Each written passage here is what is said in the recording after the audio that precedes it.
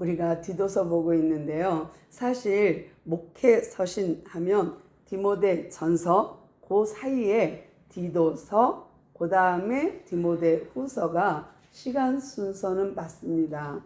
그런데 그렇게 하려니 복잡하고 내용이 그래서 제가 그냥 디모데 전 후서를 맞춰놓고 디도서를 합니다. 근데 디도서 이제 마지막 3장인데요. 이것을 디모데 전서 후서 사이로 보내고 한번 생각해 봅시다. 지금 감옥에서 로마에서 이제 나왔어요.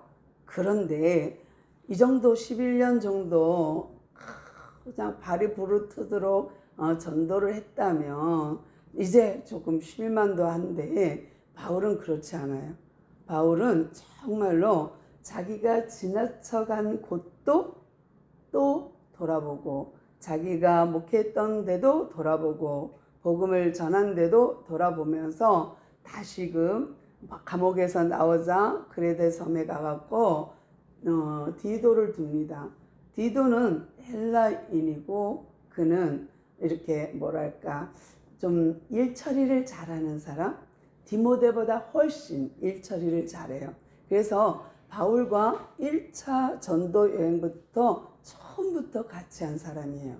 그리고 이제 에베소로 올라갑니다. 그래서 에베소에서 가갖고 디모데를 너는 여기 있어 하고 거기다 둡니다. 그리고는 이제 떠나죠. 그래서 마게도냐로 올라갔다가 아가야로 갔다가 로마서 15장 말씀대로 로마에 가서 그들에게 연보와 후원을 받고 좋은 시간을 보낸 다음에 서바나로 갈 계획이었어요. 땅 끝까지 갈 계획이었어요. 그런데 이런 계획을 가지고 디도, 디모데 두고 갑니다. 그러다가 네로 황제의 그 뭐랄까 그걸 뭐라 해야 되죠? 그런 객기라 그러면 조금 나쁜 소리인가요? 객기 때문에 정말 이스라엘 백성에게 모함을 뒤집어 씌우는 거죠. 그러니까 로마에 불이 난 것을 그리스도인에게 덮어 씌우면서 이게 이제 바울이 잡히게 됩니다. 그런데 잡히기 전에 디모데 전서와 디도서를 쓴 거예요. 그래서 디모데 전서 디도서를 쓰고 그리고 잡혀 로마 깊은 감옥에 갇혀 디모데 후서를 쓴 거예요. 그런데 이제 아직 바울이 갇히지 않은 상태에서 디도에게 목회 서신 편지를 쓴 거예요. 디도야, 너는 이렇게 목회했으면 좋겠어 하고 보낸 편지가 디도서인데, 디도가 1장, 2장, 3장을 쭉 보면은 섬의 특징이 있죠. 또 그들이 믿는 신이 그리스 신화예요.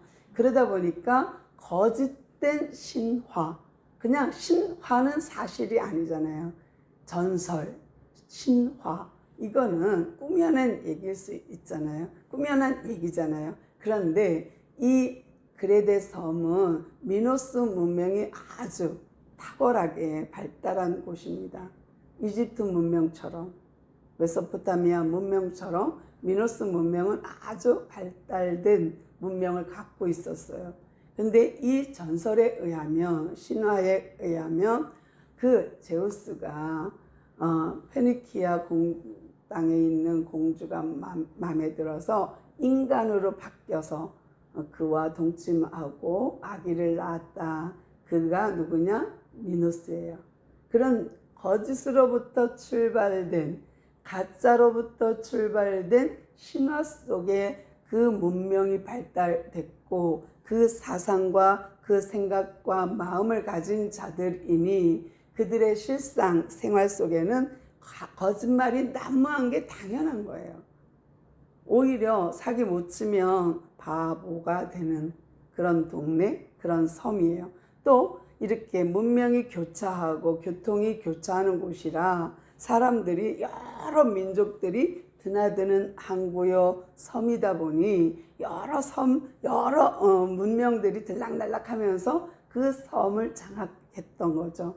그러다 보니까 모든 사람들이 다 거짓에, 속임수에 능한 그런 그레데 섬이었어요. 근데 거기다가 디도를 두면서 디도야, 네가 목회할 때에 감독을 세울 때는 이렇게 해라. 장로를 세울 때 이렇게 해라. 나이 많은 자에게는, 젊은 자에게는, 나이 많은 남자에게는, 젊은 남자에게는, 종에게는, 상전에게 어떻게 해라 하고 가르쳐주는 내용이 대다수가 도덕적인 내용입니다. 순종하고 사랑하고 섬기고 화내지 말고 뭐 이런 주로 도덕적인 내용을 가지고 디도에게 편지를 썼습니다. 그러면 이 디도서는 도덕책이냐? 아니요, 그렇지 않아요. 도덕보다 훨씬 능가하는 거룩한 책입니다. 이 거룩함, 정결함, 이 도덕을 능가하는 이것은 어떻게 가능하냐? 예수 그리스도의 성품이 내 안에 있을 때 가능합니다. 그러니까 하나님의 성품을 고스란히 성령 하나님이 그 성품을 가지고 내 안에 들어오셨기 때문에 나는 불가해요. 나는 어려워요.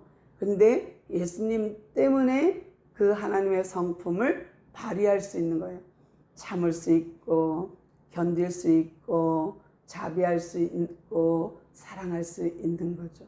그러면서 너희들이 그렇게 살아줌으로써 세상 사람들이 너희들을 악하게 보지 않게, 또 그렇게 살면서 누구의 그리스도의 빛을 발할 수 있는 삶, 그 삶이 거룩한 삶이야, 정결한 삶이야, 그렇게 너희들이 살아주기를 바래 하고 1장 2장까지 왔어요. 그러면서 이제 곁들여 이렇게 살아야 될 이유, 그거는 복음 전파 때문이요. 이렇게 사는 이유는, 우리가 거룩하게 살아야 되는 이유는 예수님이 그렇게 살았기 때문에 우리도 그렇게 살아야 되는 게 맞아요 라는 거예요. 그러니까 예수님이 하나님인데 하나님이신 분이 이 땅에 창조주가 피조물인 인간의 모습으로 왔다 자체가 벌써 낮아진 겸손함이거든요. 그러면서 그분이 오셨어요. 그분이 오셔서 살아온 공생애, 그 공생애를 통하여 계속 말한 게 뭐예요? 천국과 그 산상수훈을 통하여 가난한 자, 심령이 가난한 자, 또 이웃과 함께, 불우한 사람과 함께, 병자와 함께, 귀신 들린 자와 함께 보낸 그 공생애를 통하여서 하나님이 어떻게 사는 것이 하나님의 성품으로 사는 것인지 그대로 보여줬어요. 그리고 나서 십자가에 죽고 부활하심도 하나님이 인간의 죄를 속량, 대속, 속죄하려고 십자가에 죽은 거예요. 어린 양으로서. 그래서 그분의 죽음 자체가 이게 놀라운 기적인 거예요. 아니, 어떻게 하나님이 그럴 수 있어? 자기가 만든 피조물을 위해서 하나님 자신이 죽을 수 있단 말인가? 불가능. 어떻게 그럴 수 있지? 그게 사랑이요. 그게 아버지에 대한 순종이요. 아버지에 대한 믿음인 거예요. 그러니까 예수님의 그 십자가의 죽으심은 하나님 아버지를 믿는 믿음이 있어서 가능. 하나님의 향한 사랑이 너무너무 많으니까 그것으로 십자가 질 수 있는 것 가능해요. 그렇게 하나님이신데 이 땅에 오셨고 죽기까지 그분이 순종하셨고 죽음까지 그분이 믿고 아버지를 믿고 그 십자가를 질 수 있었던 거예요. 그러므로 그 믿음이 그를 죽은 자 가운데서 살리는 믿음. 아브라함을 이야기할 때 히브리서에서 그렇게 말하거든요. 아브라함이 어떻게 이삭을 드릴 수 있었는가? 답이 뭐예요? 죽은 자 가운데서 살릴 것을 믿음. 그 믿음이 히브리서 11장의 믿음장에 나오잖아요. 그러니까 예수님도 그 믿음, 아버지를 믿는 그 믿음으로 십자가에 죽고 죽으니 부활한 거예요. 그 믿음이 없이, 아버지를 믿는 믿음 없이 예수님이 부활이 있을까? 아니요, 그렇지 않다고 봐요. 아버지의 말씀에 복종 순종한 아들의 아버지를 향한 믿음, 아버지를 향한 신뢰, 아버지를 향한 전적인 사랑이 없다면 순종이 나올까요? 죽음이라는 순종이 나올까요? 근데 그분이 십자가에 죽어서 대속해 주시고 우리를 속량하셨어요. 그러면서 우리에게 무엇을 요구하냐면 너희들이 그런 나의 길을 따라와. 십자가의 제자 그 십자가의 길, 제자의 길을 따라와.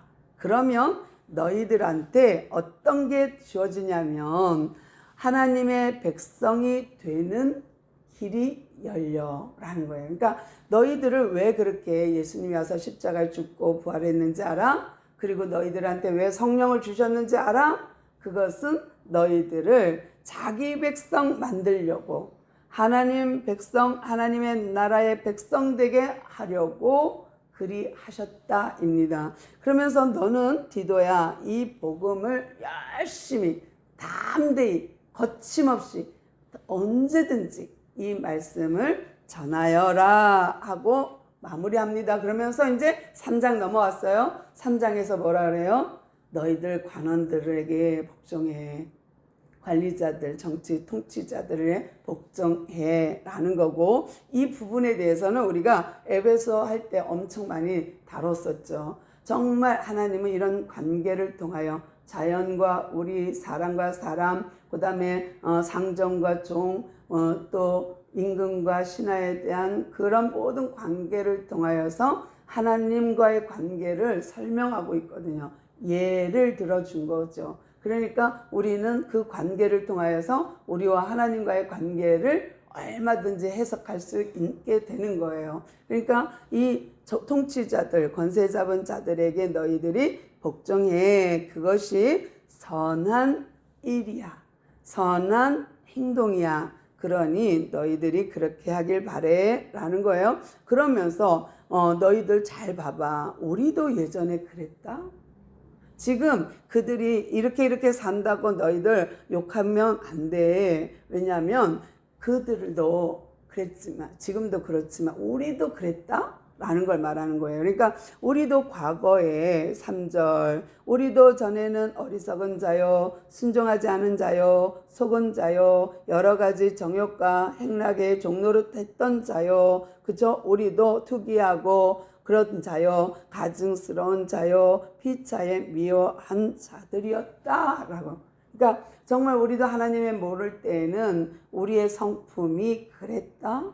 그런데 이제 그 예수가, 그 성령이 우리 안에 있으므로 우리가 그들을 용납해 주라는 거예요. 온유하게, 따뜻하게, 다정하게, 인내하게, 자비롭게 대해 주라는 거예요. 그러면서 그런 마음으로 순종하래요. 또 하나는 뭐예요? 그렇게 함으로써 우리를 구원하신 그 주님을 기억해봐. 우리가 정말 그렇게 어리석은 자리에 있을 때에도 그 하나님 우리를 구원했지. 근데 우리 행실 때문에 구원해줬어? 내가 잘해서 구원했니? 아니잖아. 우리는 어리석은 자였고 비방하는 자였지. 그런데 그분이 우리를 구원했어. 근데 구원할 때에 누구의 행위로, 누구의 믿음으로 구원받았는가 라는 거예요. 그럼 우리의 행위 때문에 구원한 게 아니라 당신의 그 자비로움, 그 의로움,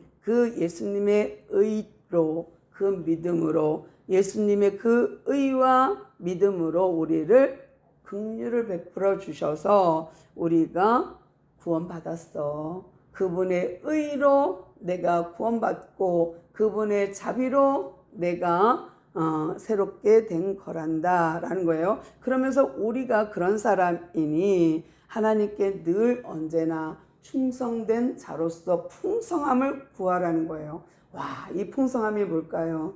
하나님의 풍성함으로, 예수님의 풍성함으로 우리 안에 오셨기 때문에 우리는 그분 때문에 충만할 수 있다는 거예요. 그러니까 이 충만은 내가 어떤 노력으로, 내가 어떤 힘으로 가능하다? 아니요. 그렇지 않다는 거예요. 너희 노력으로 너희 힘으로 충만해질 수 있다고? 너희 노력으로 성령이 충만해질 수 있다고? 아니, 하나님의 성품, 풍성한 성품이 우리 안에 들어왔을 때 우리가 충만해질 수 있는 거야. 그거는 인간의 힘으로 안 돼. 그 하나님의 긍휼하심과 자비하심으로 가능하지 라고 설명하고 있어요. 그러면서 우리가 7절 볼게요. 우리로 그의 은혜에 힘입어 의롭다 하심을 얻었기 때문에 영생의 소망이 따라 상속자가 되게 하려 하심이라. 무슨 소리일까요? 이 풍성함 속에, 이 충만한 속에 살다 보면 그 은혜에 힘입어 어떻게 돼요? 상속자가 된대요. 하늘나라 입성하는, 하나님 나라에 들어갈 수 있는, 하나님의 나라를 상속받는, 하나님의 기업을 상속받는 우리가 된대요. 그러니까 궁극적인 목적은 영생을 소망을 두고, 소망을 영생에다 두고 구원받는 거, 또 그 풍성함으로 이 땅에 충만함으로 살다가 그 나라를 상속받는 거, 이것이 내 평생 한 일이야. 너도 나처럼 그렇게 해줬으면 좋겠어 라는 거예요. 그러니까 지금 바울이 디도에게 계속 부탁하는 게 뭐예요? 이 복음 나처럼 너도 풍성하게 전했으면 좋겠어 라는 거고요. 그러면서 이 말이 얼마나 아름답니? 이 말이 얼마나 소중하니? 그러면서 8절 보니까 이 말이 미쁘도다. 오나건대 너는 이 여러 것에 대하여 굳세게 말하라. 복음을 굳세게 전하라. 이는 하나님을 믿는 자들로 하여금 조심하여 선한 일을 힘쓰게 하려 함이라. 이것은 아름다우며 사람들에게 유익하니라. 진짜 복음을 전함으로써 사람들을 유익하게 하고 복음을 전함으로써 그들이 구원받게 된다는 이 소식이 얼마나 미쁘냐, 이게 얼마나 아름답냐, 이게 얼마나 신실하냐. 그러니 디도야, 내 평생 전도자로 사는 것처럼 너도 그레데 섬에서 그런 마음 가지고 너가 전도자가 되었으면 좋겠어 라는 거예요. 그러면서 단서가 또 있죠. 혹 이단이 있거나 또 율법주의자가 있거나 유대교가 있어 너를 괴롭히거들라. 어떻게 해요? 대항해서 싸우지 말고, 그 헛된 것을 다투지 말고, 그저 한두 번 들어주다가, 한두 번 설득하고, 한두 번 말하다가 멀리 하라, 떠나라예요. 가까이 하지 말라는 거예요. 그러니까 우리가 정말 뭐가 무서워서 피하겠어요? 더러워서 피하지. 그런 거죠. 그러니까 정말 하나님의 말씀을 가지고 이렇게 전도자로 살 때에 혹 이런 이단을 만나고 혹 그런 사람들을 만나더라도 네가 그거에 대해서 막 연연하지 마. 괜찮아. 멀리해. 너가 떠나버려. 그 사람을 가까이 두지 마. 그 사람을 가까이 안 하면 돼 라고 답을 준 거예요. 그러면서 이러한 사람은 너도 나도 알다시피 부패하여서 스스로 정죄한 자로서 죄를 짓느니라. 그런 사람은 죄 질 수밖에 없어. 죄인이야, 죄인. 그러니까 가까이 하지 마 하고 모든 메시지 1장, 2장, 3장이 정리됐어요. 그러면서 바울이 말하고 싶은 건 뭐예요? 내가 전도자, 너도 전도자. 디모데한테는 나도 사도요, 너도 사도이길 바래 그랬거든요. 근데 디도한테는 나는 전도자, 너도 전도자이길 바래라는 거예요. 참 각도는 다르죠. 그러나 전해지는 복음은 똑같습니다. 그러면서 이제 끝부분을 볼게요. 이제 부탁합니다. 12절부터 보면요. 내가 이 아데마나 두기고를 너한테 보낼 테니 너는 가거들랑 얼른 그 두기고한테 맡기고 그 아데마한테 맡기고 얼른 니고볼리로 와 라는 거예요. 왜냐하면 이제 아가야 지역에서 로마로 갔다가 니고볼리로 가갖고 니고볼리에서 그러니까 스페인을 가려고 하는 거예요. 땅끝. 근데 이 땅끝 가는 요 그리스와 스페인 사이에 있는 것이 니고볼리예요. 니카폴리스. 니가폴리스. 이게 나이키 승리하다 이거거든요. 왜 이름이 니가볼리로 붙었냐면 옥타비아누스 안티쿠스 이렇게 싸우다가 옥타비아누스가 이겼잖아요. 그래서 거기를 니카볼리, 니카폴리스로 정했거든요. 이름을 그렇게 했거든요. 그래서 거기가 승리한 곳이라는 뜻입니다. 근데 거기에 빨리 와라. 근데 거기는요, 겨울이면 따뜻한 곳이에요. 그래서 많은 사람들이 휴양지로 거길 가요. 그러니까 바울도 스페인을 가기 전에 마지막 땅끝 복음을 전도자로 가기 전에 니가볼리에서 집회를 하고 싶었던 것 같아요. 사람이 많이 모였을 때에 거기서 디도를 부르고 또 세나를 부르고 아볼로를 불러서 집회하려고 했던 것 같아요. 그래서 여기에 성경에는 써 있지 않지만 너 빨리 그들이 가거들랑 아데마가 가고 두기고가 가거들랑 너는 급히 니가볼리 내게로 오라. 나도 그리 가는 중이야. 그러니까 너도 그리 와 하고 말을 한 거예요. 이 편지를 쓸 때까지는 바울이 안 잡혔습니다. 그런데 이 편지 쓰고 보내고 나서 잡히거든요. 그래서 니가볼리로 와 한 것은 집회를 하려고 그렇게 한 것 같아요. 그리고 내가 그렇게 마음 먹었다. 거기 가서 겨울을 나기로 작정하였노라 하고 13절에 보니까 율법교사 세나나 아볼로도 빨리 보내라. 그냥 보내지 말고 연보를 좀 보내라.